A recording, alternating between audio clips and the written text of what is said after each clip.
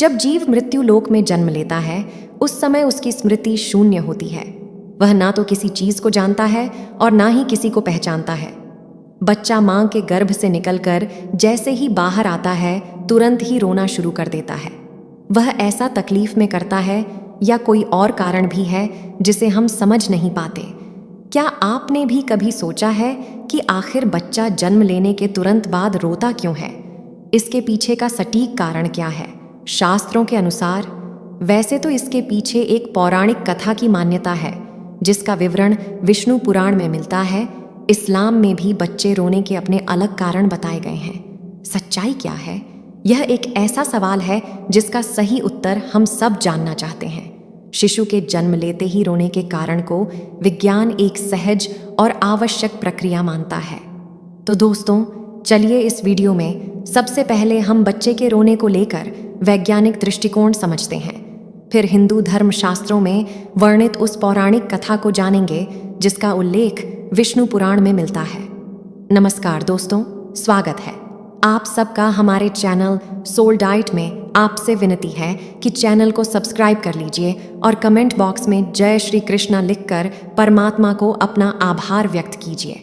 दोस्तों, नए जीवन की प्रक्रिया पुरुष और स्त्री के समागम के साथ शुरू होती है, जिसके फल स्वरूप जीव को एक नए शरीर में स्त्री के गर्भ में स्थान मिलता है। जब तक बच्चा माता के गर्भ में रहता है, तब तक वह सांसारिक दुनिया से अनजान होता है।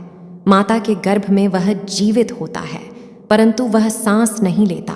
उसके शरीर को खाना पीना इत्यादि मां के गर्भनाल से प्राप्त होता रहता है। बच्चे के फेफड़े तो बन जाते हैं, लेकिन वह प्रयोग में नहीं रहते। बच्चा मां के गर्भ में बच्चे एक पतली झिल्ली के अंदर बंद होता है, जिसमें तरल पदार्थ भरा होता है।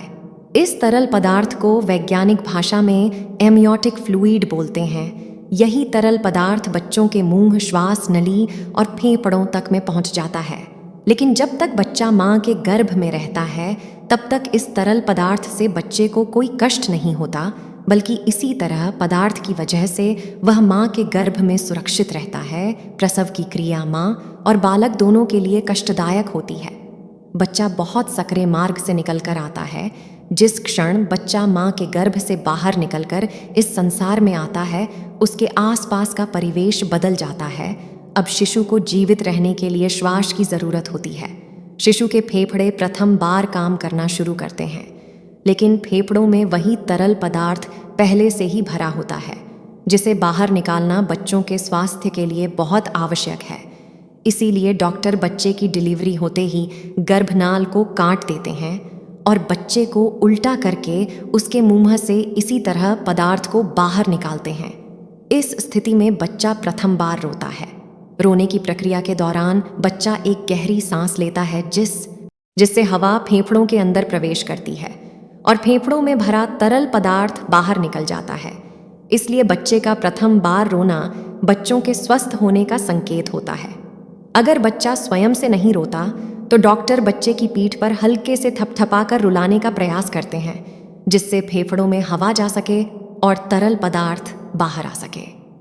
बच्चों के दिमाग को सही ढंग से काम करने के लिए एवं बच्चों के शरीर को सुचारू रूप से कार्य करने के लिए ऑक्सीजन की जरूरत होती है। जिन बच्चों के फेफड़ों से तरल पदार्थ नहीं निकल पाता, उनके फेफड़ों में पर्याप्त हवा नहीं पहुंच पाती। ऐसा होना बच्चों के जीवन के लिए खतरा होता है और दिमाग को पर्याप्त ऑक्सीजन न मिल पाने के कारण उन्हें किसी प्रकार की मानसिक बीमारी भी हो सकती है। यह बातें थीं विज्ञान की। अब जानते हैं पैदा होते ही बच्चों के रोने को लेकर धर्म ग्रंथों में क्या लिखा है। शिशु जब प्रथम बार बच्चा रोता है, तो उसके रोने का स्वर कुछ इस प्रकार सुनाई देता है, जैसे वह पूछ रहा हो, मैं कहाँ हूँ, मैं कौन हूँ। विष्णु पुराण के मुताबिक जब ब्रह्मा जी सृष्टि की रचना कर रहे थे, उन्होंने स्वयं जैसा पुत्र पैदा करने का विचार किया, तो उनकी माया से गोद में एक मायावी बालक प्रकट हुआ। यह बालक रोते हुए ब्रह्मा जी की गोद में उथल पुथल करने लगा। जब ब्रह्मा जी ने उस बालक से इसकी वजह पूछी, तो उस बालक ने प्रश्न किया, मैं कौन हूँ, मैं कहाँ हूँ, मेरा क्या नाम है। इस पर ब्रह्मा जी कहते हैं कि पैदा होते ही तुमने रोना शुरू कर दिया, इसलिए मैं आज से तुम्हारा नाम रुद्र रखता हूँ। ऐसी मान्यता है कि इस बच्चे के जन्म से पहले किसी बच्चे ने रोना शुरू नहीं किया था। ऐसी पौराणिक मान्यता है कि तभी से बाकी बच्चों में भी रोने के नियम की शुरुआत हुई।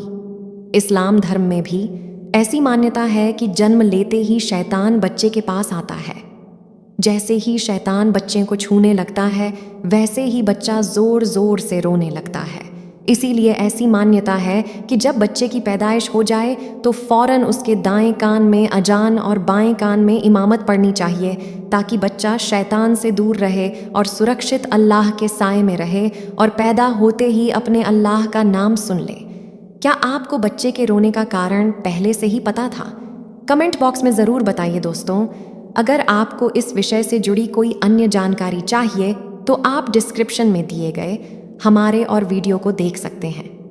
दोस्तों, आशा करते हैं कि आपको हमारी यह कोशिश पसंद आई होगी। अगर हमारा प्रयास सफल रहा हो तो प्लीज़ वीडियो को लाइक कीजिए और ऐसे ही वीडियो को देखने के लिए हमारे चैनल को सब्सक्राइब कर लीजिए। तो मिलते हैं दोस्तों एक नई ज्ञान चर्चा में, तब तक के लिए जय श्री कृष्णा।